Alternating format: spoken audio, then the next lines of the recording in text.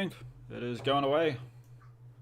Okay. Well, it's not going away, but we are currently live. Streaming away. Indeed, with excellent condition. So, hello everyone, and welcome to the Polygon Forest. I am Ubisoft concept artist Vin Hill, and I am joined as ever by the indie developer Mr. Chris Jarvis. Hello. So let's do this. So today we are going to be talking about some conspiracy theories surrounding the video games industry of Kojima and other weird stuff. Yeah, we'll get into that anyway. We're going to get into that, yeah. We're going to start off with a technical hitch already, because Vin, your camera has frozen Jesus. on mine. Everything's frozen. So, I know. Yeah, we do need to mention this. Like, for some reason, my video keeps freezing for Chris on his end. But not on my end, so you'll be able to see me, like, when moving still fine and stuff, but for Chris's end.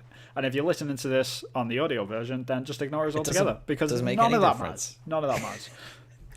So it's all good. But if you are joining us live, then thank you very much. If you're not, then thank you for joining us after the fact. And, yeah. What else are we going to be talking about other than the conspiracy theory, Chris? I can't remember. We're going to talk about your knickers. Yeah, that is true. I forgot about this. Yeah, and there's not much on my end, and I've had a look on the news, and it's still It's pretty dry. Pretty dry news. Was there something Sony you talked about in the tweet?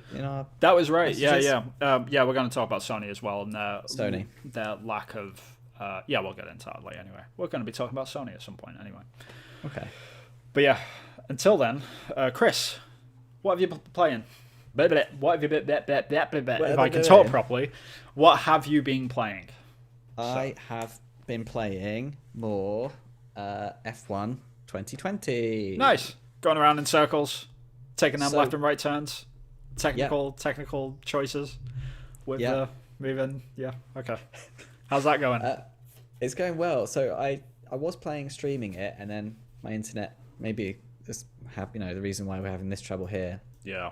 My internet was playing up, so I pulled the trigger and I downloaded it, and then I started a whole new campaign, and I'm doing the whole 22 races. I was just doing like a light sort of 10 races to a season, but I'm doing all of the tracks now, so all 22 tracks, because I'm like, yeah, this is awesome. I want to get into it. I want to see how good I can do. Yeah. And I've got to the point now where I've started to take off some of the more arcadey settings, so like traction control, things like that. I've started to take them off and get a bit more difficult, working my way up to have. So you're gonna be a pro race driver by the end of the game. That's what you're saying. That's the idea. That's the plan. Yeah, it's just it's what I need at the moment, because it's quite calming. It's quite soothing to just feel in control of something. So in my life at the moment, everything's like changing, moving house is one of the most stressful things. Everything's in the wind, sort of thing. Everything's up in the air. So this is really therapeutic in that I can just, go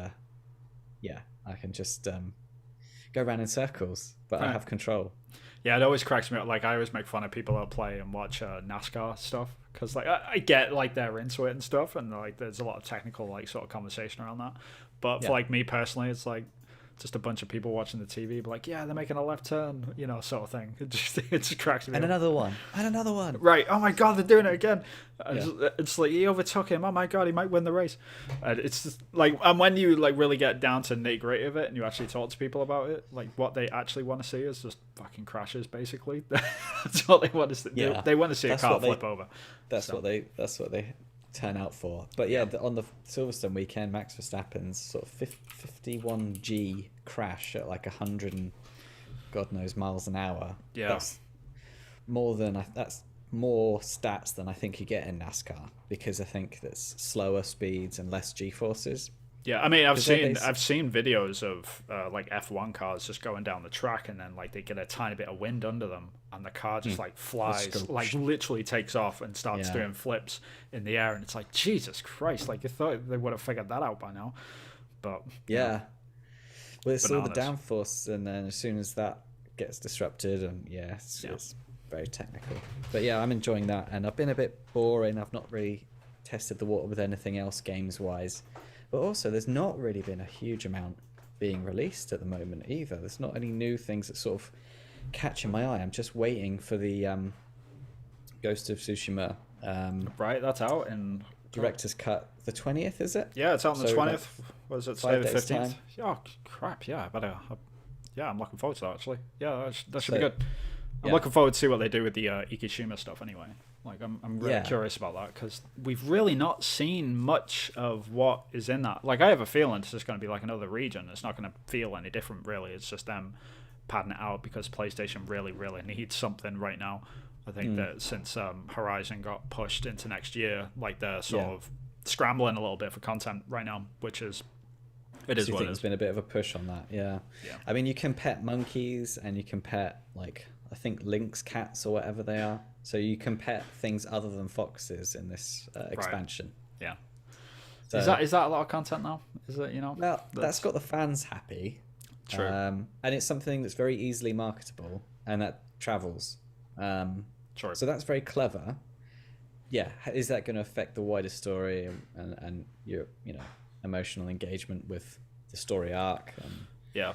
Where can it go after the end of the story as well? Yeah, I guess that's my sort of fear and what I usually have a problem with when it comes to like these expansion DLCs is like when you play the whole game and then you play this expansion straight afterwards and it always feels like it's just a drag of the game. Like it doesn't feel like it really fits. It's just like it's just more stuff. Like it seldom ever like feels like a good chunk of something that should be there, So I'm sort of worried about that, but yeah, it's Ghost of Tsushima. I'm gonna have fun playing it again anyway. I'm just not gonna go and do absolutely everything in the game like I did last time. Getting the platinum. Well, I'm going to go in with reduced expectations. I think. Right. I'll be happy if they have like a couple of main campaigns which adds to some lore or some backstory or some more character development, things like that. As long as I have a few cool story elements, I'll be okay. The dressing up, the petting the different animals, that's, once you've done that once, that novelty will wear off for me. Pretty quick. For others, that's, that's the best part of the game, right? The best part of the game. Like a game where they just go around petting different animals is some people's idea of a perfect game. Fair enough. Yeah, that's true. Like, I'm surprised there isn't a game out there. It's just like a petting simulator or something. You just wander around. Like, you have to. I don't know. There's a list of all the animals you need to pet. Yeah, and then sequel is heavy petting. Right. There's an innuendo somewhere in there, but it's all good. Yeah. The fluffy rabbits. But yeah, that's what I'm looking forward to. But the amount of time that they've had to work on it since the game's release, I'm confident they can do anything mind-blowing. Yeah, they should. If they do, I'd be very impressed. Yeah, I think, like from what I was saying before, I think the crisis of sort of not having enough content to fill out their launch year is sort of. I think this was a crisis that happened about 12 months ago or something for Sony, and then they've sort of realized that's why we got Miles Morales come out during launch. That's why we got Ghost of Tsushima like director's cut. That's why we're getting a director's cut of Death Stranding, and I wouldn't be surprised if we didn't get a Bloodborne director's cut pretty soon as well, because that's like the best way that they can fill out this very, very empty year so far. Like, well, it's not completely empty. Obviously, we've had Ratchet, we've had what was the other one? Returnal, that was it. Returnal, couldn't get it in my head then. So we've had some good some games that have been well received and well done and well executed, but it's just they're a bit thin on the ground. Have you heard there's going to be this Rockstar Trilogy remaster? There's rumors. Yeah, there's rumors flying around that there's going to be a GTA, which is like I think it's all the PS2 games, I think it was. Yeah, that was it. So it's GTA 3, Vice City, and San Andreas, I think it is. That's the rumor that all of those are getting a full remake. Oh, remaster, sorry. I'm not sure. Remaster. I'm not sure if they're getting remade, but they've remastered these and ported these a few times already, so this is very part of the course for Rockstar. How far they take that is another question. Like, I'm not too sure. Like, if I would... Yeah, it'll be interesting because they could do something awesome with it. They could totally just like take the GTA 5 engine and reuse all them assets to make GTA 3. To make the other ones, yeah. That would be cool. But Vice City would be a lot harder, I think, because that's very much set in the 80s, and that's like all the pink neon and like all the costumes and stuff would have to change. So yeah, I think it's just going to be a straight port, if I'm honest, like of the PC versions to just some upgraded textures and things. And maybe maybe a bit of tweaking on the mechanics, make them more I don't know. What would you want to see out of that sort of thing, though? I mean, I'm of that age. I would love to see a remake of Vice City, like a reimagining, like that game again. But it's my least favorite GTA. It's really, yeah. A lot of people love it, and I totally respect the fact why people love it, because it's the whole Scarface fantasy, right? Like that's the thing of it. And I just, because I never really got into Scarface, and I wasn't really into like the 80s aesthetic at any point. Like I never cockroach. Right, it's too much pink. I think that's what it is. Okay. Being overly masculine or something, but no, I don't know what it is. But it was like the one that I enjoyed the least, I think. So. Oh, that's interesting. Yeah, that's fair enough. I mean, that's another reason why I like I love the Rockstar games, because there's something for everyone, and they do. In some ways, they're very samey. Like you can spot a Rockstar game from a mile off, but in other ways, they tackle different. They tackle different genres. They approach, crime and criminology in different ways, humor, and sometimes it's tongue in cheek, sometimes it's hard and gritty, and they're so unique in that the Rockstar games are. They usually have like games. a really good social commentary on on the world and stuff as well. Like they make fun and poke fun. Like it reminds me a lot of South Park, actually. Like the way that they do certain things. They're self-aware. It's like a self-aware. It's a very self-aware company, and their games are self-aware, and I think that comes down to the fact that it's a UK team originally. Yeah. Being aware of American pop culture, and there was in that film that Daniel Radcliffe played one of the developers from Rockstar, and that they said, I haven't seen this. Yeah, I've been wanting to watch it. Yeah, I've heard good things about that. And they're saying that because we're outside looking in, and they've grown up with the culture from a third person perspective, they can embrace it and present it back to Americans better than Americans could themselves, and they know what defines the genre better than they do themselves. People living in it under the microscope, if you like. I totally get that. So yeah, I want to see a Vice City remake. But to be honest, it's been so long since I played like a GTA game, because I'm a play the main campaign and then end it sort of guy. I haven't played any GTA games for years now. So yeah, the last one I played was GTA 5 on the PlayStation 3 when it first came out, and I haven't touched it since. Yeah. So it's been a whole generation. 1.5 generations, I guess. 1.5 generations. It's been a while, man. It's strange that we didn't get a single GTA last generation. That was the weird thing to me, was like how we just didn't get one. Like, and it's bizarre. It's weird, but I think that's a testament to their success. Oh yeah, without they were making so much money for so long that they just they literally didn't need to. I'd be really surprised if the next GTA wasn't free to play, honestly. Really? Yeah. What, make money just off the sure, the DLCs and like the expansion packs and the different story. They'll do episodic stories and stuff like that. So you have the sandbox world, which is free. The multiplayer might be free, and then you buy the you're right. Actually, packages. they'll probably keep the single player probably paid, but it's paid. Yeah, because I remember when they made the jump for GTA Online. I think they made that free after a while, and when that happened, I think it just took off after that. So it wouldn't surprise me, like from the very beginning, if we got, or even if like it wouldn't surprise me. Sorry, if they like split it up completely and just kept GTA 6 and GTA Online as two separate entities, sort of thing. So then there just wasn't any like multiplayer packed into it. I don't know. It'll be interesting to see. I mean, them fucking games just never stop selling. I think GTA 5 is like 70 million units or something at this point, which is ridiculous. Like there's just no real reason for that to be a thing. But here we are. And the amount of people playing still on, like, their servers are always still really, really, really healthy after so many years. Yeah. It's also they were working on Red Dead Redemption too, so it's very strange to see like a sort of platform game like that where it isn't free to play. It's just people buy it sort of thing, and then people are playing it, and it's really rare to see them sort of numbers out of a game like that. I mean, the only other game I really know of that sort of say success really, but like the only other thing that I've seen in the industry is something like Rainbow Six Siege. It's the only thing, because I think they're up to like 60 or 70 million players now, and that game has never gone free to play yet.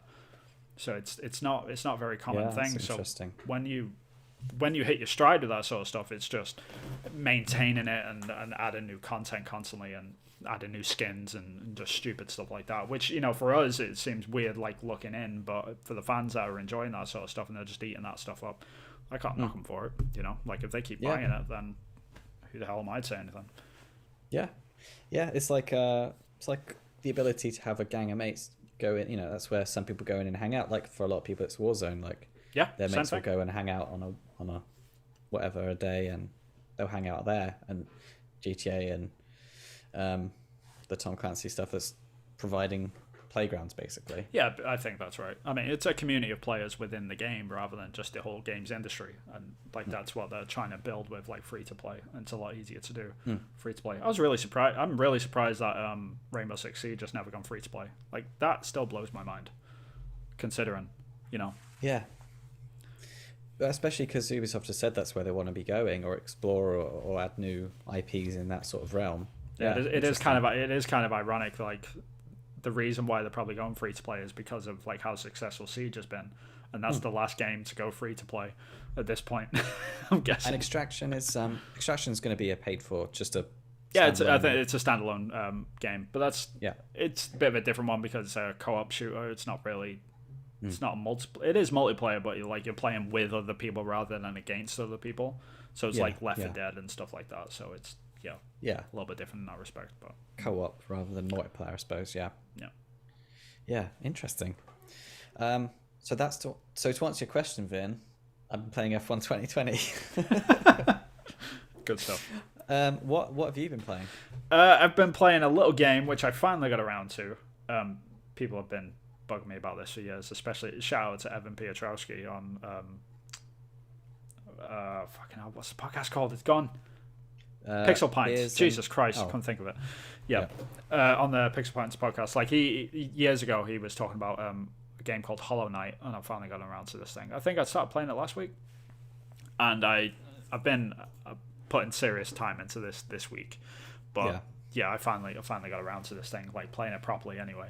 It's a very, very typical sort of Metroidvania game. You're going through, you're just trying to fill out the map, basically, and then gain new abilities as you go in, and just trying to fill out the map. That's the best way to describe a Metroidvania game. If you've never played a Metroidvania game, it's the map itself is never linear. Like you don't just go from like left to right sort of thing. It's very much like you get all the way to like one area and it's like, hey, you need a different ability to get past this bit. Like you won't have the double jump, you won't have a dash, you won't have like things like this. So it's just about gaining them abilities and like learning like the enemy attacks that usually a bit more difficult as well, like the way you actually fight them. So it's not like a typical sort of action game in that respect. It's a lot more sort of, you have to be a lot more methodical about how you go about it. You have to constantly keep track of like how your health's doing and stuff like that. It's got some Souls-like elements, but Hollow Knight, man, God, what a great game! Like it looks amazing. Such a great little game. Style. Yeah. And like at first, when you look at the art style, you just think, it looks a bit kiddie or whatever like that. It doesn't look very serious, but like it's the art direction in this game is fantastic. Like the animation itself, like how you get around and stuff like that. It's such a great little game. The only like problem I've had, like I've gotten to a certain area which just has completely broken me in terms of just the difficulty ramp of this certain area that I get into. And if anyone's played Hollow Knight, it's the Crystal Mine area or the Crystal Plain. I can't remember the name of it, but they'll know what I mean. It's like the pink crystal area. It's annoying as hell. Like it's probably like the worst point of the game which I've had so far. Like I was really, really, really enjoying it, and then suddenly I hit this area and I was like, screw this game. Like I'm so sick of this. But yeah, I mean, like objectively looking at it though, like if I take a step back, like I've had a lot of fun with it. Like it's a great game.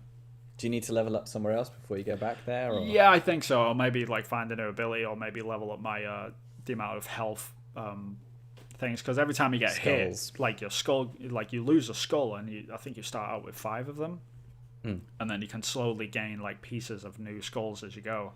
And I've gained like 1 extra skull. I think I need to go and find another one before I can like properly tackle this area. That's the only thing. So I need to go back and find some secrets, because that's the main drive of like a Metroidvania game more than anything, is the whole going through the areas and really finding the secret holes in the walls and finding all the lore and stuff. But just the whole atmosphere of Hollow Knight is really well done. It's everything is based around like insects and bugs and stuff, like and just that whole aesthetic of it it's really great, and it's really well done in that respect.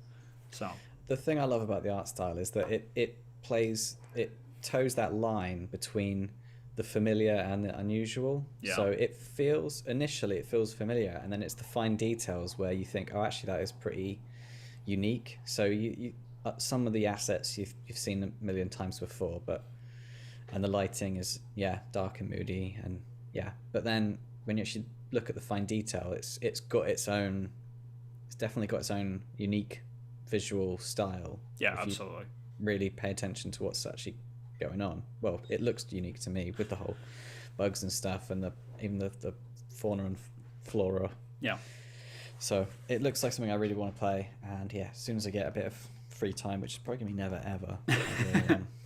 I mean, it's the closest thing you can get to an RPG, like an action RPG, without the leveling up. I think that's the best way to describe a Metroidvania, because technically you do level up, like with your abilities, like when you get a dash or you get like a new sort of attack or whatever. Like that's, I'm really enjoying Metroidvanias.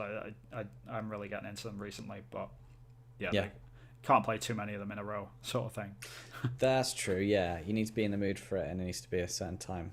For me anyway, that I've not played since I played. I mean, the last Metroidvania game that I played was a game called Blasphemous, which was, I think it was probably one of my game of the years last year, after Ghost of Tsushima. So it was I can't recommend High bar. Like they're great games, and they're really starting to figure out exactly what makes them great as well. So like the more like indie developers are coming out with this sort of stuff, like they're just getting better and better as well, which is crazy considering they've been going for like almost 30 years now. So it's great. Yeah. Oh, it makes me feel old. It does, doesn't it? Yeah. And then where are we going to go in the future as well? The future is bright. Indeed. Unless it's a moody, dark. I mean, you can have Metroidvanias like that as well, I guess.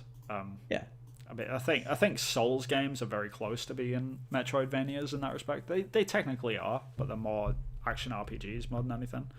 But, games like Control use Metroidvania aspects where you don't have a set path. You can just go anywhere you want, depending on what ability you've got. You're able to access them areas. That's fair enough. Yeah. There was another game which came out not too long ago, which is a AAA game like that as well, which has Metroidvania stuff. Jedi Fallen Order, that was it. That's got a lot of Metroidvania. You can come back to the planets after you've done the main mission with some other abilities. Yeah, it's quite a well-trodden path of games design, I think. I think it's in lots of different genres. Reusing assets, it's one of the things that kids are being taught these days. Sorry, I'm just calling my wife to get a drink for me. Okay. No, that's fine. Well, I can't see you anyway, Vin, because you're frozen. So okay. Whenever I don't hear you, I just assume you're attentively listening to every word I say. But that's fine. Can we talk about your knickers yet? Thank you, madam. You're welcome, good sir. Yes, we can talk about my knickers. Let's just wait for my wife to hear that. We can if you want. I'm good with that. So, anyone that follows Vin on Twitter, which is very few people, very few people. But speaking of which, you should go and follow me. Yes, let's follow Vin on. Was it Hill for at Hill for Games? At Hill for Games. Yeah. And you've been designing. You've been doing some character animations for your game that you're sort of making a game design document for, and it's this Japanese schoolgirl. Mm-hmm. And I know what the basic premise of the game is, but I'm sure I won't give away any spoilers. But you've posted up the animation cycle of this Japanese schoolgirl, and sure, I've got it on the screen right now, so people can check it out. Okay, it looks really cool. And one thing I noticed and was interested to talk to you about and ask you about was the knickers. So me being 33-year-old Western chap, Yep. I've got certain an idea of the whole Japanese culture around schoolgirls in Right. Japan. You've lived in Japan a few years, so you've probably got more insider knowledge. You've lived in the culture, and so you've got more of an understanding. Right. I guess what my major question is, and I want to know like a full answer, like explain away, Vin. Why have you drawn knickers in this animation cycle on this Japanese schoolgirl? What? Yeah, I mean the idea. What's that all about? The idea behind this whole the game idea, which I've got, is sort of lean into tropes a lot. And one of the main section of the game is set within sort of a Japanese town, and I just want to lean into every single trope that I can possibly find. And there's a lot of tropes in Japan when it comes to anime, anyway. Not the actual country itself, like that. They're just stereotypes, I guess. But like one of them is the whole like sexualization of Japanese schoolgirls, which is absolutely hilarious to me because it just doesn't make any sense to like Westerners like looking in, which is like why? Okay, So I was leaning into that, like even within like the main character design, because this game is going to be a Metroidvania as well, much like Hollow Knight was, and it's because it's set in two different worlds pretty much. The second world, she's going to be in like full armor and stuff, and she's not going to be in this sort of outfit. This is just when she's in like the normal town. Okay. So like there's going to be, there's a lot of like weird culture things which I'm going to be leaning into, and this is one of them. So that's the reason why I did it. I'm not into it myself. It's just that was the reason why. So it's like it's self-aware nod to the subculture of these. Exactly. Yeah. Yeah, the popularity of this, because it's like well accepted in Japan, isn't it, for men to read comics? Yeah, I mean there's a lot to dive into with that. I mean, the way I don't even know where to start with this, but it's kind of that's a big question. Yeah, it is a big question, but like there's a lot of weird sexualizations in Japan when it comes to anything, pretty much. Like or what the West would perceive as weird, right? I would say, but like the whole innocent side of stuff in Japan is a lot bigger. Like there's a lot more focus on what is sexy versus what is cute. So anything that is cute in Japan, like they'll constantly say, "Oh, that's cute, she's cute," and stuff like that. And that can mean a million different things. That can mean sexy. That can mean genuinely cute. That can mean like, oh, because they could say, "Oh, the kid's cute," or they can say, "Oh, she's cute," as in that girl that just walked by that's super hot, sort of thing. And even though they use the same adjectives, they can mean completely different things. But the problem with that is it merges as well a lot of the time as well. So when they say like pure, like anything that's innocent and pure sort of thing and is cute, like can be perceived as sexy as well in a weird way. Like I'm hyper generalizing here, but that's roughly like the way that it goes. So that's the gist of it. That's the gist of it. So there's this weird sort of, there's like a subculture or like almost a fetish around Japanese schoolgirls in Japan, just purely because they're perceived as like the innocent sort of cute girl sort of thing. But I think it depending on the province or the like wherever you live in Japan, the age for sex in Japan is actually a lot lower than you might think as well. So like in some areas, like in some provinces or something, I think it was like 13 for a while, which no one ever does. Don't get me wrong. I'm not saying like everyone's like at 13-year-olds like being active. 13. Right. That's not the case at all. Like because it's a similar thing to Italy actually. When I visited Italy, you go over there and there's no age limit for drinking at all. And you would think, oh my God, like there's no... All the kids would be drinking. Like they're all out, everyone's getting trashed, like the streets must be filled, like the drinking culture must be really bad. Like, no, not at all. Like you go to Italy, you go out for a drink, like all young people will go out, have one drink, and then they'll all go home, sort of thing. Obviously, again, generalizing, there's going to be some alcoholic teenagers in Italy somewhere where they fall through that net. But like generally speaking, that's how it normally goes. So it's very much a look, don't touch sort of society in Japan in that respect. So yeah, it's that sort of thing. That's interesting because also the crime rate is actually really low, isn't it, in Japan? So it's not like that. It's not like everyone's going out and one of the safest countries I've ever lived in. I would never have a problem. Like me and my wife would take like if Rachel, like she's been on the podcast before, I don't know why I keep referring to her as my wife, but whenever Rachel went for a run, she would go for a jog at 11 o'clock at night, 12 o'clock at night, and you would never even have to think about it twice. And she'd be gone for an hour, and she'd come back, and it'd never be a problem. Like there's hardly any crime whatsoever in Japan, and any crime, because it's strange. Like the murder is even looked at like not as poorly as like it would be if you stole something and stuff like that. There's so many weird like cultural things that you have to sort of get your head around. But it's a different world over there. It's very, very safe, but they do have problems with like perverts and stuff. Like they'll have signs on trains and stuff, like girls. I mean, this is the problem. Like Japan is quite a sexist country. Like that's another side of all of this, though, in the respect that they even have on the trains they have women-only carts because men will be rubbing up against them and things like that, and it's absolutely horrific and it's terrible. Okay. It's a terrible thing, but yeah, and the signs everywhere in the train station, like watch out for perverts and stuff, and yeah, it's very like chikan abinai and stuff like that. It's very weird, but it's just a different world in that respect, you know. Wow, that is a lot to unpack. Yeah, so, it's such a like a broad question, but like I hope I gave like a generalized sort of explanation to it. It's not, like I said, it's not everywhere. It's not everyone. It's not every dude is into Japanese schoolgirls or anything like that, obviously.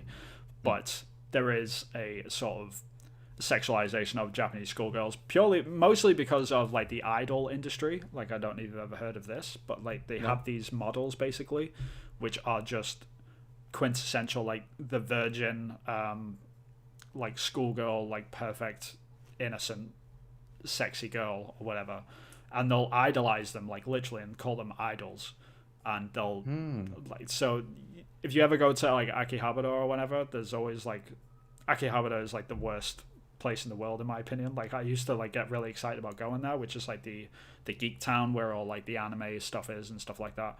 But like as soon as you come out of Akihabara station, there's on the right hand side there is a concert hall for AKB48, which is like it's like this basically schoolgirl singing group, which have constantly like switching out members, and they sing and they dance and they have like full concerts and stuff, and they're all innocent enough. If you go and watch videos of them, it's just like a bunch of cute girls doing dances and songs, and like, oh, that's like fine. TikTok stuff. Yeah. Very, very Japanese. Very TikTokish, yeah. Very, very parts of the course, which is all good and well. However, if you ever see the people that are going into the concerts, then it gets really grimy and disgusting. Like, it's just absolutely horrific. Like, you watch, like, these middle-aged men pile into these shows with their light sticks, like, doing all their songs and dances. And it's really, really creepy. And, like, they're all stood outside, like, trading pictures of idols and stuff like this. And it's just...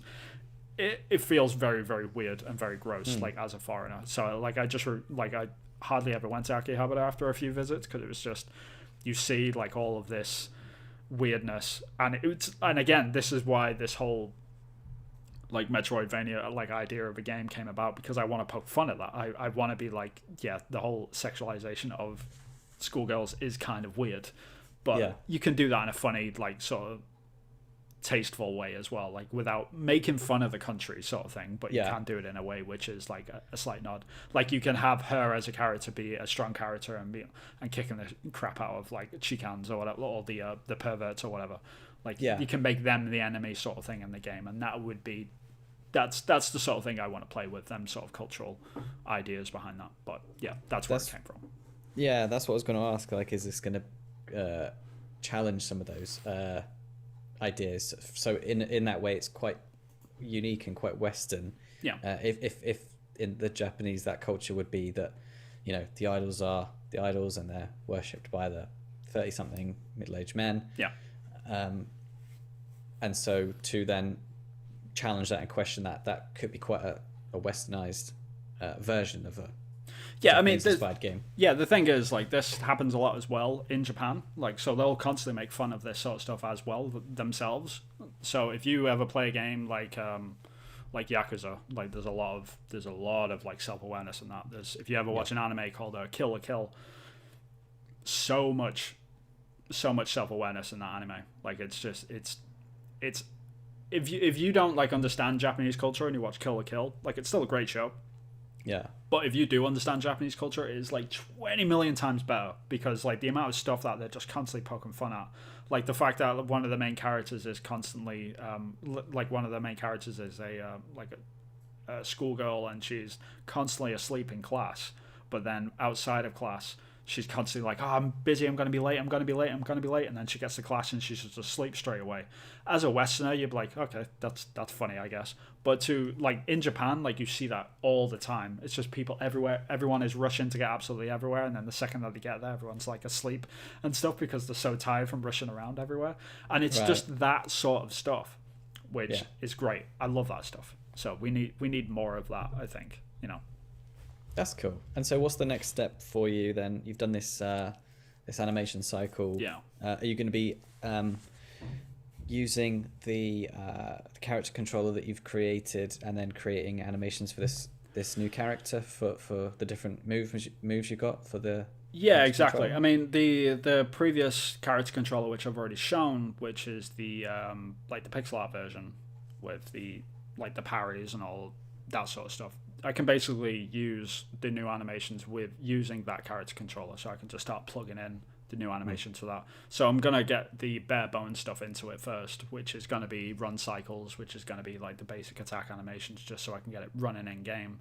And then as soon as I can get that, then I'm going to move off to getting a couple of enemies in the game, so then I can actually get parries and stuff working properly. Because I've already got parries working, but it's more, I need to really get a decent enemy like fully animated and figured out in a grey box area, and then after that I can start building out levels and then just adding new enemies and so on and so forth, because most Metroidvanias are based around this idea that you are constantly rewarding the player with new abilities. So I've got a list of all these abilities that I need to make, but then I just need to strip them all out and pretend they're not there, like for like the main level, and then the next area will be implement like a new ability. So it's just about gaining them abilities, but I've got to come up with all them abilities first. So yeah, it's just. Can you give us a sneak peek of what sort of ability? What abilities have I already got finished? Like something like a parry would be a decent one, because like you could start out the player with just the standard block, and they're not actually like parrying and doing a riposte sort of thing where they like block them. The enemy's like, oh, you hit me, and then get an execution on them and stuff.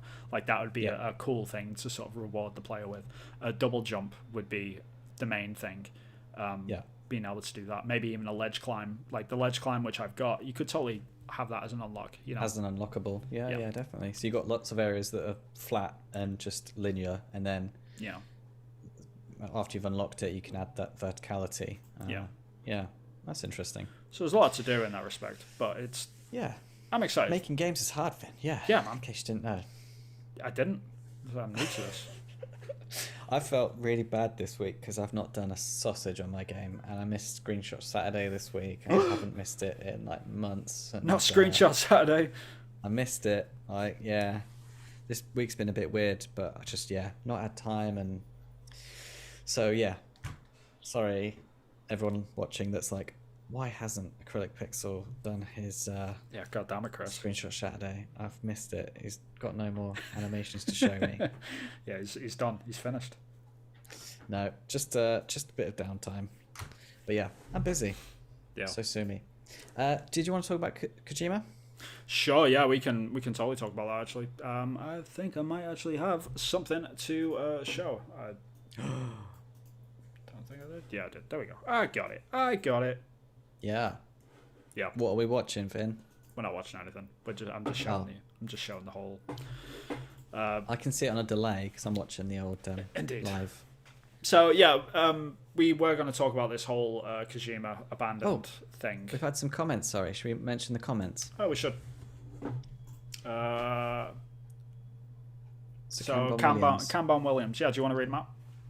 So it makes you wonder why gaming community places Japanese culture on such a high pedestal, and the one before that, not that it should be placed on low pedestal, but it supports the idea that every culture has its dark corners. I agree. I've spoken about this a few times with you, man. Like this whole aspect of the sort of pedestal that people do put Japanese sort of video games on, and the Japanese games industry as well, especially, is really it's a bit too high in my opinion. Like this whole idea that like, oh, the West is messing up so badly right now. Look how good Japanese games are. We should do what they do. And like, if you'd known the truth, I don't think you would have said that, you know, because the Japanese games industry has a lot of faults and a lot of stuff which you're blaming Western games companies for doing right now.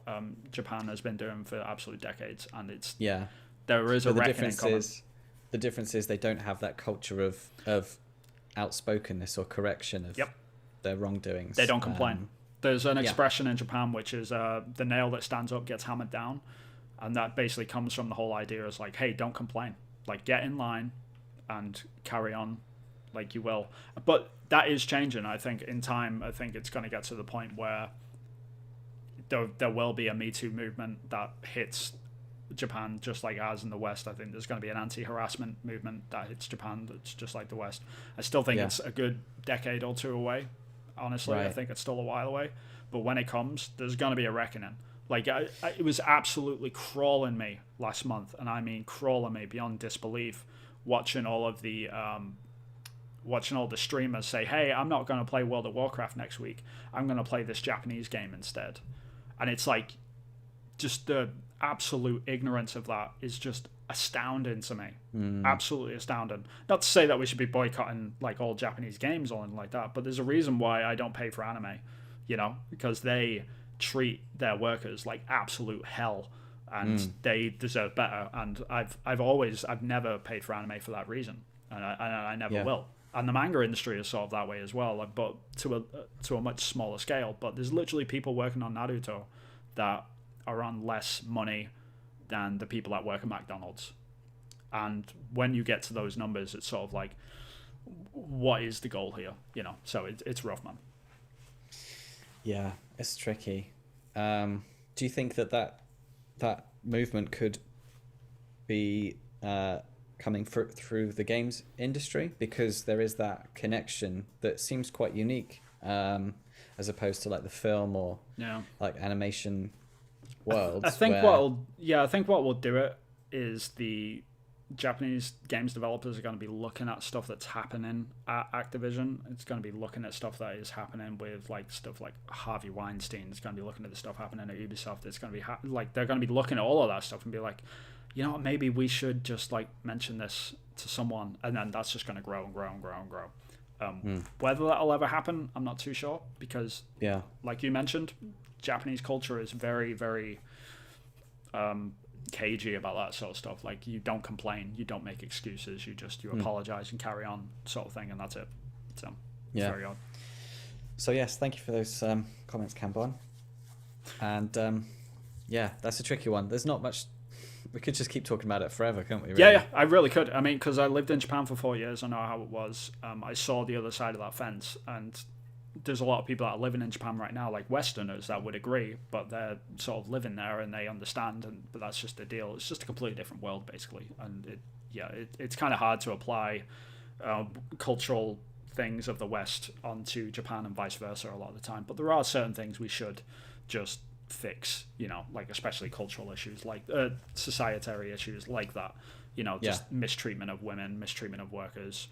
Crunch in Japan is horrific, and I mean, if we're complaining about 10 hours a day in the West, like try 15 to 20 in Japan sometimes. Like it's really bad over there. So I'm not telling people to like be angry at everything, but just hold your sort of prejudices, I guess, like, you know, against certain people.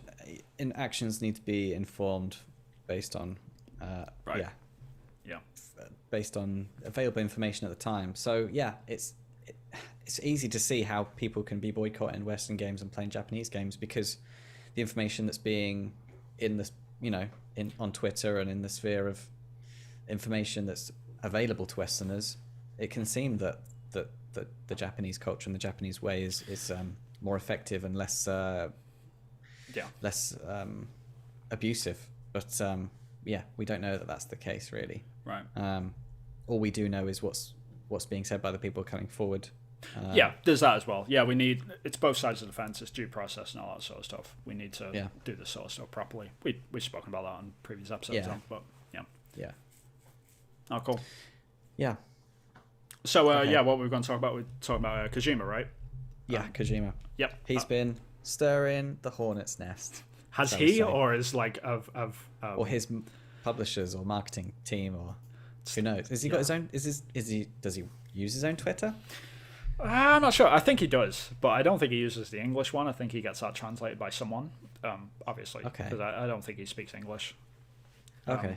So yeah, but the main sort of crux of the story is like this week there has been a lot of talk around the game Abandoned by Blue Box Game Studios, which this game has been it's been put through the ringer, I guess, like all the developers have, because there was sort of, I think this started with the gamers, if I'm honest. Like that's where it really started. Like I don't think Blue Box really started this, but they definitely, as soon as they saw the attention they were getting from it, they started leaning into it. And I think like Kojima isn't really helping. That's probably through pure coincidence. But basically the main crux of the story is there was this game called Abandoned, which was announced. A lot of people said, oh, it looks like Silent Hills, it looks like PT, it looks like something that Kojima would make. It must be a Kojima game. And then people started matching dots and lining stuff up and being like, oh, okay, this is definitely a Kojima game because of X, Y, and Z. And it basically turned into this weird, and I mean really weird, internet meme of just like a conspiracy theory, like QAnon level ridiculousness.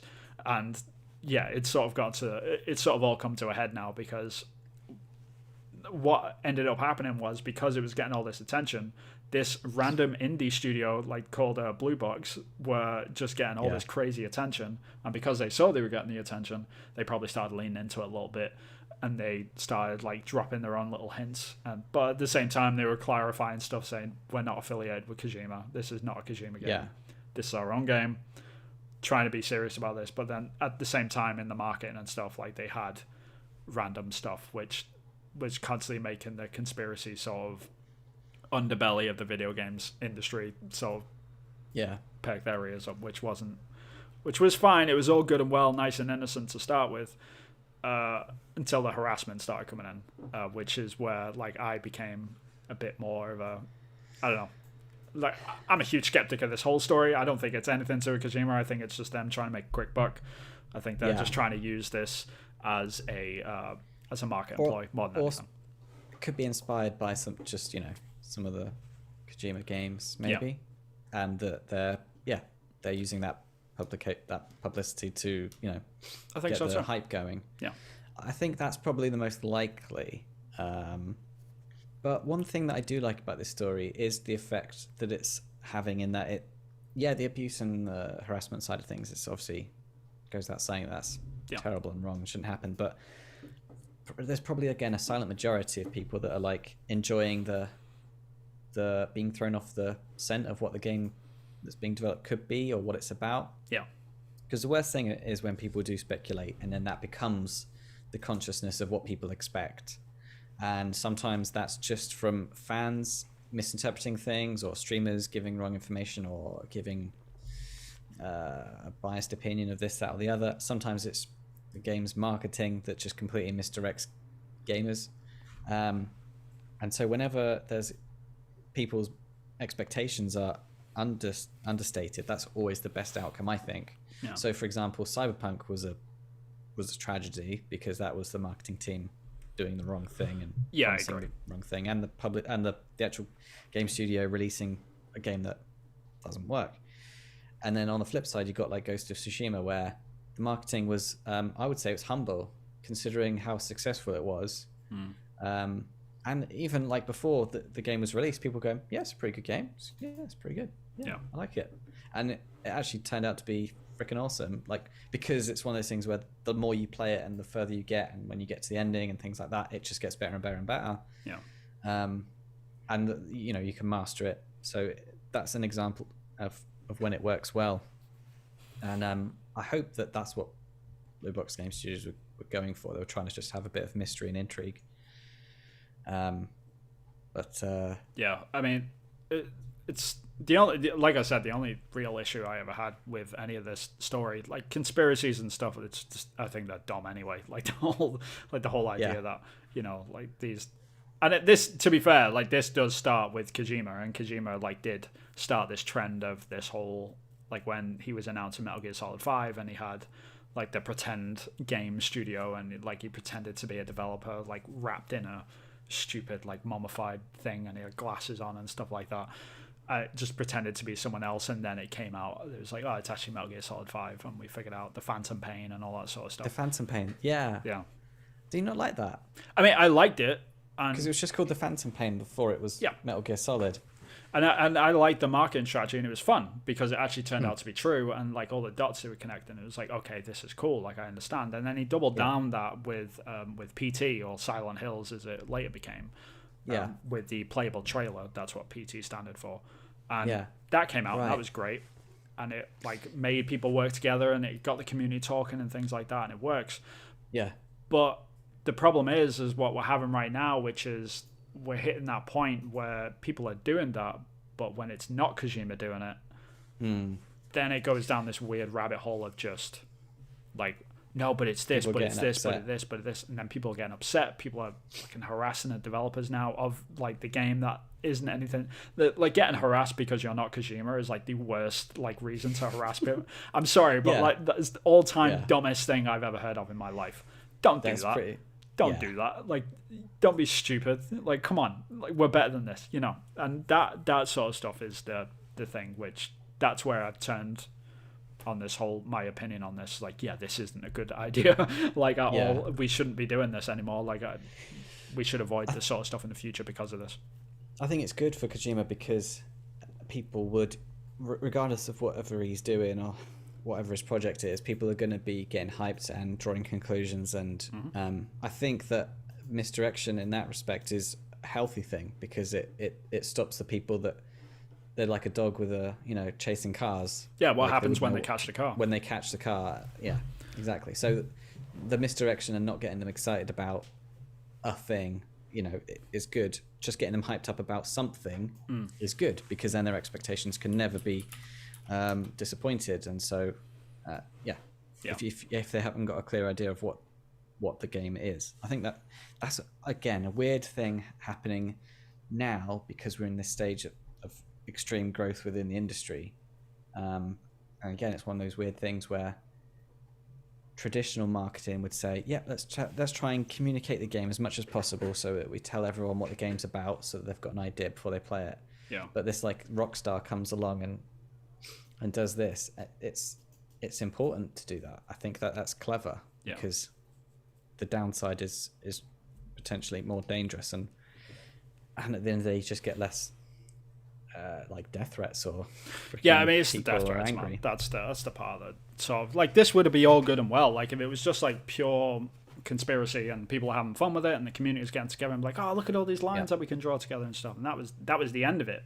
And then like turns out like, oh, it's not actually a Kojima game. It's like, oh, never mind, maybe next time. Game still looks fun, whatever. Like if that was the end all be all, then this would be cool. But it's not, unfortunately. And that's the weird sort of reality that we live in, is that gamers can be absolute scumbags, and we need to, be a bit more careful about this sort of stuff going forward, because at the end of the day, of like even if you're a developer like Blue Box, where like this weird thing happened where you're trying to make a game that's kind of like PT, so then you started like copying the marketing strategy, and then you realize like, oh, people think this is a Kojima game, okay, let's lean into this.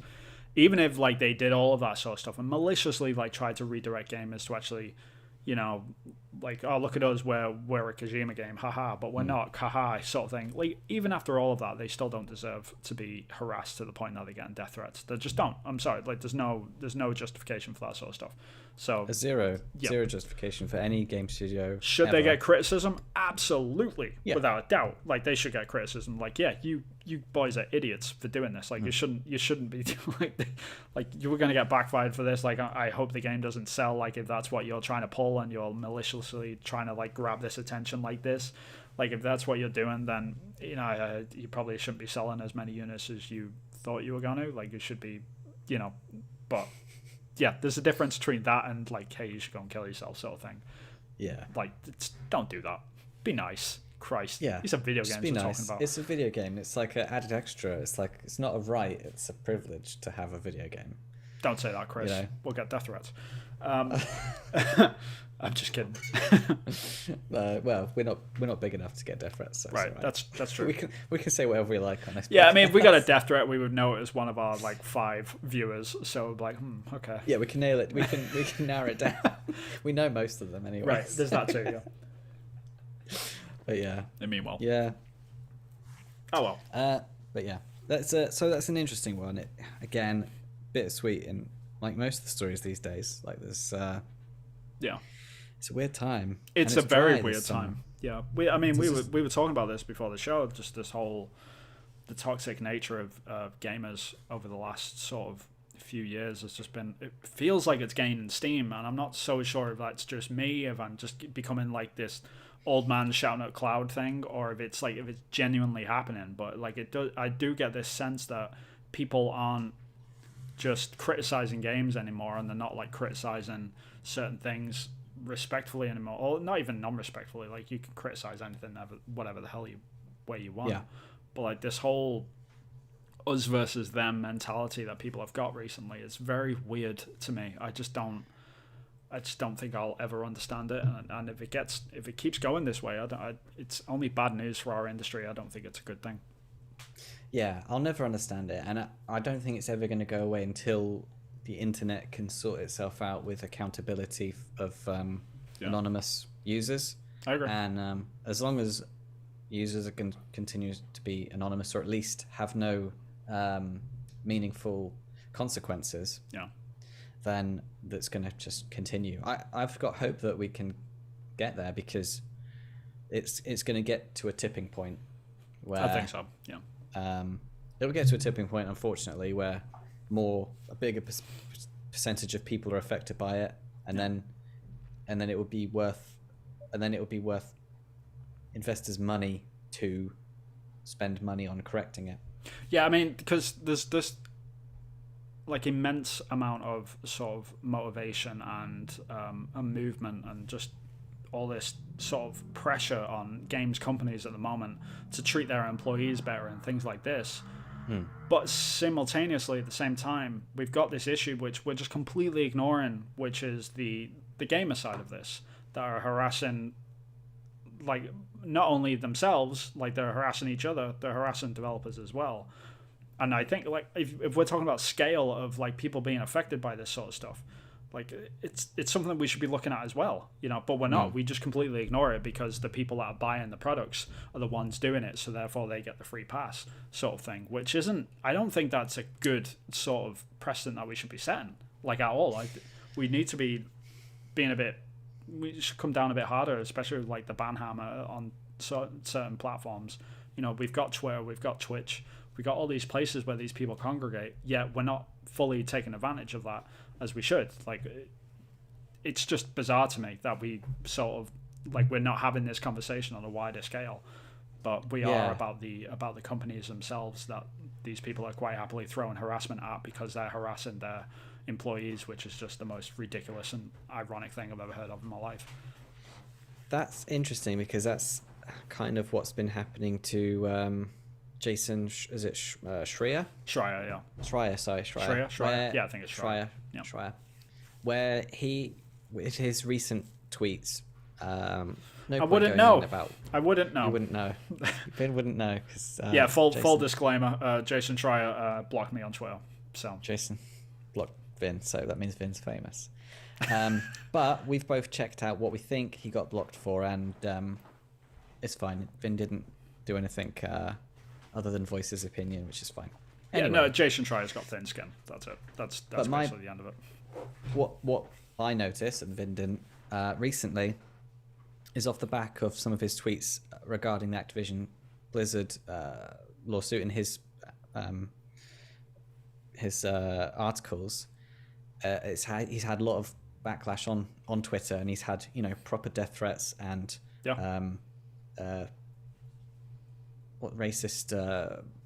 racist comments and horrible comments. Yeah, and that shouldn't happen. Like, even I don't like Jason Schreier at all, and he shouldn't be getting any of this stuff either. Like, he should absolutely get criticism. No one should. But there's a difference between criticism and harassment. Yeah, like, and he's reported them to Twitter, and Twitter have come back to him and say, oh yeah, none of these none of these dispute any of the guidelines. Yep. Like, so they've got a robot to check the comments, and they're despicable and deplorable and, you know, vile. These people should be banned. I agree. That are Absolutely. sending these tweets. But Twitter have just been like, oh no, they're fine. Yeah, because they bring in the money, right? Like, they're the users, they're the ones that are watching the ads, and therefore they're the ones generating the money. They're not gonna bite the hand that feeds them, sort of thing, which is a stupid mindset, because all you're doing is just creating a more and more toxic place, which people are gonna leave just naturally, like as soon as another platform comes along. Well, like, how long did it take to get rid of Trump, and how much, like, arguably illegal stuff did he say on Twitter? Right. You know, that you could say there's laws against that sort of thing. Yeah, it took way too long. And it took way too long. The exceptions that they give to these type of people is just it's too much. We shouldn't be doing this. Like, we should just be. It should be consistent. It should be across the board. We should absolutely have criticism, and we should review stuff, and we should talk to each other and disagree and have discussion and debate. Have discourse, for sure. For sure, absolutely. Because that's the beautiful thing about Twitter, is just like this whole, like, the fact that you can just blurt out anything and it goes into the void, and if someone connects with it, then they like it, and that's about it. Like, it's so much about that sort of stuff, but at the end of the day, like, if it gets to the point where we're just directing, like, actual harm towards people, or like encouraging people to kill themselves and stuff like this isn't a good thing. We shouldn't be doing this. So no, it needs to be civil. It needs to be legal. Yeah. You know, these comments are, if it was said face to face or in a, you know, public environment, or even a work environment or whatever, you know, these things are crimes almost. You could prosecute them. Yeah, I mean, it's even on the legal sense, because a lot of people, the sort of argument against the things that we obviously agree on is that, you know, like First Amendment rights in the United States anyway, freedom of speech laws in other countries and stuff, that is all good and well, but Twitter and social media platforms like Twitch and Facebook and things like this, they are private companies. They do not adhere to these laws. Like, I'm sorry, like, I know people don't like hearing that, but it's the truth. Like, they can set their own terms and conditions, and they do, and they should also be holding people accountable to them terms and conditions, in my opinion, but they just don't, and that's the part which I have a problem with. Yeah, so they're not enforcing their own rules. Yeah, so it kind of is vindicating their behavior. Yeah, it's sort of saying this is okay. Like, someone can complain about what you're saying. If it was face to face, it'd be a crime, but on this platform, we can say that it's wrong. But when someone complains about it and says this, pulls it up, there's no consequence. So yeah, I mean, I've seen it. I've seen people post like horrific pictures, or like say horrific things, and then it's like we get the feedback form from Twitter saying, "Yeah, thanks to your report, it makes Twitter a better platform," and all that sort of stuff. And then you're like, "Oh, okay, cool. Did you get rid of them?" And then you go and look at that profile, and it's just like, "No, we just got rid of that post." And it's like, "Oh, that's nice, you absolute scumbags. Like, how about you actually, you know, punish this person for a day? Like, hey, you can't tweet anything for a week or something. You know, I don't know, anything." But no, they get the free pass because they got the followers and they get the ads. So is this off the back of the fact you work for Ubisoft things? I've had this before, yeah.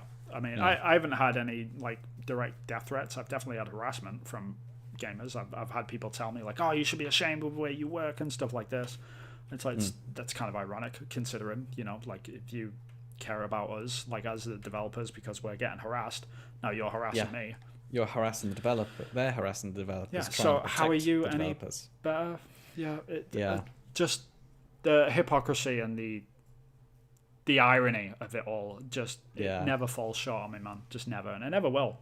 And I don't think it's ever going to change, because the problem is like when you get these kids like grow up and they realize like, oh yeah, that's probably a pretty messed up sort of view that I had, and I probably shouldn't have done that. For every one person that does that, there's 2 14-year-olds that have just signed up to Twitter that are going to be doing this as well. So it's just a perpetuating problem, because it's tough, man. And in regular human contact, you have that feedback loop of, oh, something was wrong. Yeah. But in Twitter world, that doesn't happen, and so it enforces this behavior that there's no bad consequences, and so it continues and grows and fosters bad it's rough, communication. I mean, because that's the thing. Like, it's like you said, if you're talking with someone in real life and you call them ugly, you know, you see their face and like, oh, okay, that doesn't. doesn't feel too Yeah. great. I probably That shouldn't doesn't do feel that. good. Yeah, I've upset this person. That doesn't Right, feel yeah, good. and we have that as kids in the playground and stuff. But then in the age of COVID and stuff like that, where we're constantly interacting with others online, and you don't see that. You don't see that horrible face. You don't see them reacting to it being negative. It's just, well, screw you, dude, and it's screw you, and it just gets worse and worse and worse. Maybe we need to do like a little video series where, like, when celebrities read tweets, like mean tweets. Maybe we should do fans criticize Ubisoft dev concept art. I would concept art no out. No, no. Read out all of the. This looks terrible. You should be ashamed of yourself. No? Yeah, I mean, Okay. if I wanted to paint a target on my forehead, I'd do it right here. No, it's still, yeah, no, I'm good. Okay, bad idea. Good idea, just bad. Yeah, Bad practice. yeah, Yeah, not a fun time. no, not really, not for Ubisoft right now. Anyway, Christ. Yeah, I guess timing's not good for that. Yeah, it's sort all of good. thing. But yeah, the last thing which I wanted to sort of mention anyway, like, I don't even know if it's really a discussion, but it's more of a question to you. Okay. But it's about Sony. And I sort of realized, and I think other people have started to realize sort of over the past week, that Sony currently have no exclusives for the PlayStation 5 announced at all. Which is kind Since of... before the E3 window. Yeah. So, I mean, there's no... Currently, right now, we don't know about any PlayStation 5 exclusive games. That's interesting. They're all cross-platform, or they're all on PlayStation 4 and they're on PlayStation 5 at the same time. So God of War and Horizon, they're both cross-gen, which is interesting. Yeah, that is interesting. I've noticed that as well. So there's a couple of things which I think are factors in that. Okay. On the indie space, I think it's because they're well known as being the worst platform to put your indie game on. They don't try to make it easy. It seems like they're actively spending money on making it difficult, which seems to be like only the good ones are going to get through kind of tactic, which is cost effective, I suppose, if you're a company, but it's not pro developer. The second one is it seems like they've put all their eggs in last gen's basket, in that they're they're putting all their money on last gen's big successes, so like God of War and Horizon. I know they've they've obviously had previous PS5 exclusives come out, but it's sort of nuts, like indie included as well. It's sort of nuts that they just don't have anything announced that's coming right now. Yeah, that's going to be because this has never happened in any other console generation. Like they've always had exclusives. Every time they've had consoles out for like over a year, they've had a couple of years worth of content lined up, ready to go. And and I think the reason for this is the hole that they had from E3, and they didn't have a lot shown and things like that, and like the fact that they didn't show up this year, and because normally we would have like 20 games lined up, but just in a launch year, it's really weird that it's so thin right now, like excluding really thin. Like obviously excluding the cross-platform games. There will be games to play on PS5. I'm not saying that whatsoever, obviously, like that's ludicrous, but like the fact that there isn't any like dedicated PlayStation Studios, here's the PlayStation 5 games that are coming like this year, like this is why you need a PS5. Not that any of this matters, I don't think, because like people are still they're still clambering over dead bodies to get a PS5, so they're still going to buy the thing. But it's really interesting to me in a launch year that this is sort of where they're at. I guess my question to you would have been like, do you think that they've got an event lined up, or do you like with all of this sort of stuff stacked, or is this just the way forward for Sony now? Are they just gonna do this drip drop, like here's a state of play with 2 games on it like every 4 months sort of thing? I think the latter. I think that they're leaning into the COVID situation. So the fact that some games have had to get pushed back, and that the COVID situation has meant that PS5s aren't as easily, you can't come across one as easily as they would have liked. Means that they're fine with it still being the situation as it is. They're fine with pushing everything back, and then I think that everything's going to be like, it will start getting good within a year, like within the next year. I hope so.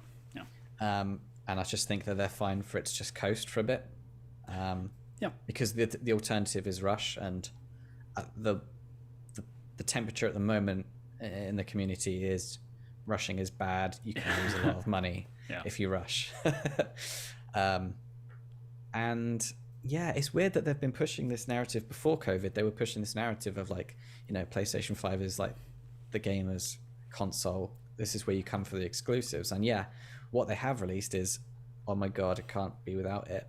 But we're in this situation now where if you're not into Ratchet and Clank or Returnal, then Xbox is looking pretty and good. They are literally 2 games I have not played.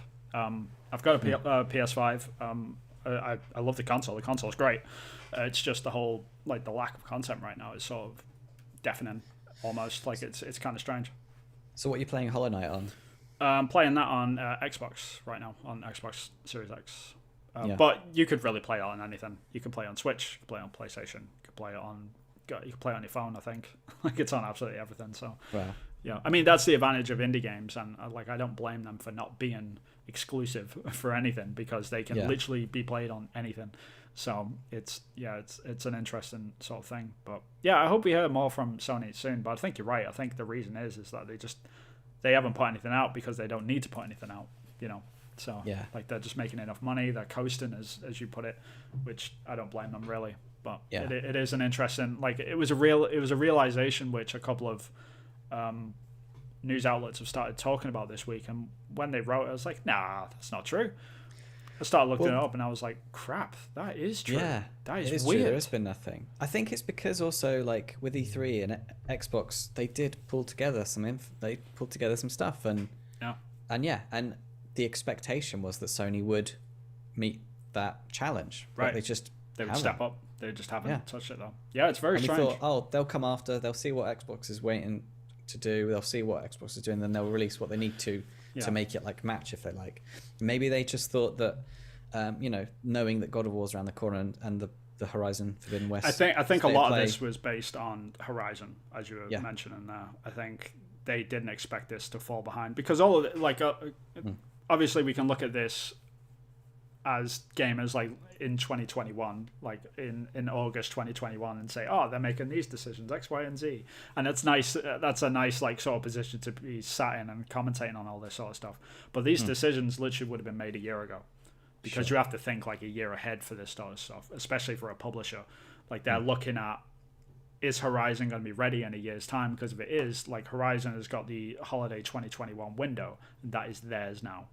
If Horizon gets pushed in a year's time, which they can't predict a year ago, they can get a good idea of where stuff's going to fit, and they thought that Horizon was going to be 2021, and based on that sort of forethought and how they thought it was going to end up, that's sort of the plan that they put in action. And now that Horizon's been pushed, they've just got this massive hole of just nothing coming out, and it's basically given Xbox the open field of here's the ball, run with it sort of thing, which is interesting. So it's very strange, but it is. I think knowing that the stuff that I'm really looking forward to is pushed back. If I had the opportunity to buy a console, I'd be getting an Xbox. With the Game Pass. Yeah, I think Kanban Williams just mentioned as well in the chat, and he's completely correct. The whole hair didn't think it had to run any faster is completely true. I think PlayStation are very, very arrogant right now. I think they're sat there thinking, oh yeah, the PlayStation 4 did amazing, and the PlayStation 5 is selling gangbusters. We're just going to sit back and go for it, sort of thing. I think it's going to be their downfall. I think they're making a huge mistake, because Xbox Game Pass is not getting smaller. Their subscribers are only going up, and that's going to chip away at sales eventually. I think it's going to become a thing at some point or another if Sony don't match that with their own similar service or reform PlayStation Now. They're going to start chipping away at their player base, which is, I think Sony are going to be fine. I don't think they're going to go under or anything. I'm not one of those, it's not doomsday and stuff. They'll be fine. Yeah. We'll see a dent though, I think. There's no panic signals, I think, coming from them. With PlayStation, usually no news is good news. Right. That's true. So, yeah, and they're so far ahead, I think, aren't they, with console sales, that they can coast for a bit. And I think they're using that that ability at the moment. They're playing their card of, yep, we can coast for a bit. It's fine. We've got a bit of breathing room. Yeah, it's tough We're doing because well. I think they're making that mistake as well of like looking at how the Xbox Series X is selling, and they're looking at the Xbox Series X and looking at the PS5 sales and like, okay, well, cool. Look, we're doubling their numbers. No problem. Everyone's gravy. Like we can just chill. And then you look at the subscribers of Game Pass, and you realize that Game Pass is on mobile, it's on PC, it's on consoles, it's on previous I think it's on Xbox One as well. Oh, right. I think that's on some form of it anyway. The fact that these all exist, like you can't just account for the console sales anymore. And I'm not making excuses for Xbox's sales compared to PlayStation's whatsoever. I think they're both doing great. Like I've got no problems where they're sat, but it's interesting to sort of see that shift in mentality of how we should be looking at sales of consoles these days, because I think Game Pass is just going to completely, like, no pun intended, but change the game completely. So yeah, and if you think about how much money you spend, like if you get you've got an Xbox and a PlayStation, and you've got Xbox Game Pass, so if you just buy 2 or 3 PlayStation titles a year, you'll be spending way more money with Microsoft than you will with Sony. Absolutely, yeah, like way more, so much more money. And that's pretty much where I'm at right now. Like I'm just fucking loving Game Pass. Like it's amazing. Like the amount of games that are on that thing. It's just I've bought one Xbox game since the Series X was released. One. What was that? And it was an older game called Lost Odyssey. Right. Everything else has been on Game Pass. Everything. Wow. Like I've like the Medium came out, played that day one on Game Pass. Flight Simulator came out, played that day one on Game Pass. Forza. I was playing the Ascent last week. That's a brand new game. Right. Game Pass. Just this is the way forward, man. I'm telling you. Like I'm happily like I will be happy to pay $50 a month, or like the price of a full game once a month to all of these subscription services. Like the PC had one, and Xbox had one, and PlayStation had one. Happily do that. There you go. There's my $60, like $20 each. Yeah. Let's play some games. Like I don't care. You know, I don't want to keep them forever, because if I'm buying them digital anyway, it doesn't make a difference to me. So let's just play some games. So it's kind of gotten to that point now. I've realized this, and I think there's going to be a lot of other gamers out there that are going to start ticking into this. And I think if PlayStation don't make a move and make a subscription service soon, they're going to be in trouble. Yeah, I think you're right. And I was looking on the PlayStation PS Now, because that's what I'm signed up to. And yeah, there was a few interesting bits and pieces there, but a lot of it is... It's the day one stuff, man. It's not AAA. Yeah. It's not like where most people are spending most of their money. Yeah. I mean, there are elements of it, like with the PlayStation sort of ecosystem. Like they've got, when you sign up to PlayStation Plus and you've got a PlayStation 5, you get access to all of like the first party PS4 games, which is great. Like, and a lot of people don't even know about that. Like, it's very well hidden almost, and it's kind of strange that they don't advertise this as a huge thing for the PlayStation 5. Like, don't buy the next 5 PS4 games that you were going to buy. Just buy a PlayStation 5 and you get all that stuff for free anyway. You know, like the fact that they don't advertise that more is sort of crazy. So they have the seeds for all of this sort of stuff. It's just like having the balls basically to take the step, which Xbox have taken, and say, okay, this AAA game, which should be $60 or $70 now in the land of PlayStation, you get that day one included in your subscription. Like they just haven't made that step yet, and I think that is the crucial side of it, because when you start getting games that are coming out day one on Xbox, which has already started to happen, day one on Xbox, and then it's still $70 on PlayStation 5, it's like, where is the competition here? Like there's just like, I mean, come on. Whereas last gen it was all about like I had console envy for a lot of the releases. Like it was about the console envy, and that just isn't the case now. So it'd be like, oh man, I want to play a Spider-Man game. That is a good point though, because like as much as we say like Game Pass matters at this point, if PlayStation sticks to their guns and just say, no, we're not doing that, we're just gonna make awesome first party exclusives that you're gonna want to play, you're gonna want to pay $70 for these things. Like if they stick to that, I think in time that will bear fruit, you know, like, but it's going to be a rough few years for PlayStation if they are just going to try and ball right through that. So it'll be interesting to see. Well, Cambon said, problem is that if they wait too long to push their subscription service, it could be tough to get devs to choose PS Now, smaller audience. there's a thing called momentum. That's the danger. Yeah. And if Microsoft keep buying things up at the rate they have been buying things up as well, and it could be, and if Microsoft start pulling out the exclusive card in their terms and conditions with developers, then yes, now could be left with slim pickings. Yeah, I mean, like the thing that I was saying about the PlayStation exclusive things, when that bears out, the opposite can happen as well. So Xbox will have this moment where just suddenly every other month there is an Xbox exclusive only coming out on Game Pass. And when that happens, the momentum for them is going to go up as well. But to the whole PlayStation Now thing, I've been saying this like from the beginning. I've been saying this to you for months. If they do keep the momentum with PlayStation Now, guarantee it's going to have a rebrand. It won't be called PlayStation Now. They'll rebrand it. Yeah. And they'll call it something different. So that'll allow them to give them a clean slate and say, okay, this is like Game Pass for PlayStation. If you just say, hey, we're adding games to PlayStation Now, no one's going to give a shit. They're just going to be like, whatever, it's just PlayStation Now. I tried that 2 years ago when it was laggy and crap and the library was tiny. Like, I'm just not going to care. They will rebrand it, absolutely. It's not great. It's not a great.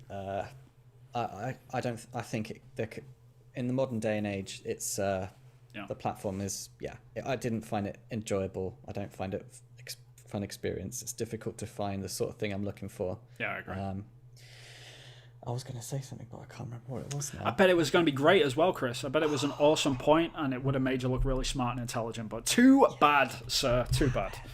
Oh well, it was going to be something about games. I'm sure. It was going to be something about video games. I'm sure it would have been awesome. But yeah, we should probably wrap it up there anyway. We've been banging on for about an hour and 20 minutes, so it's time to wrap this thing up. Thank you everyone for joining us on this week's episode, especially you, Cambon Williams. Thank you for joining us live, man. We appreciate it. Thank you. Yeah. If you did enjoy this episode, then please give us a like, subscribe, and hit the bell icon to be notified whenever we get a new episode up and running. You can also find us on your very favorite podcast services, such as Spotify and Google Play and all that sort of Apple shenanigans. Podcasts. Apple, iTunes, podcast, whatever they're calling it this week. Yeah. They keep changing their names. But yeah, you can find us on all them sort of services. So please give us a subscribe and like on there if you prefer the audio versions. And Chris, where can people find you and your shenanigans? So on Twitter, I'm at Acrylic Pixel, and on YouTube, I am Acrylic Pixel. What about you, Vin? Where can we find you and your lovely art? You can find me. I am on ArtStation. Vin Hill Art. You can find me on there. My concept art is on there. You can also find me on Twitter. I am at Vin Hill. No, wait. No, I'm not. I am at Hillfort Games. I know this.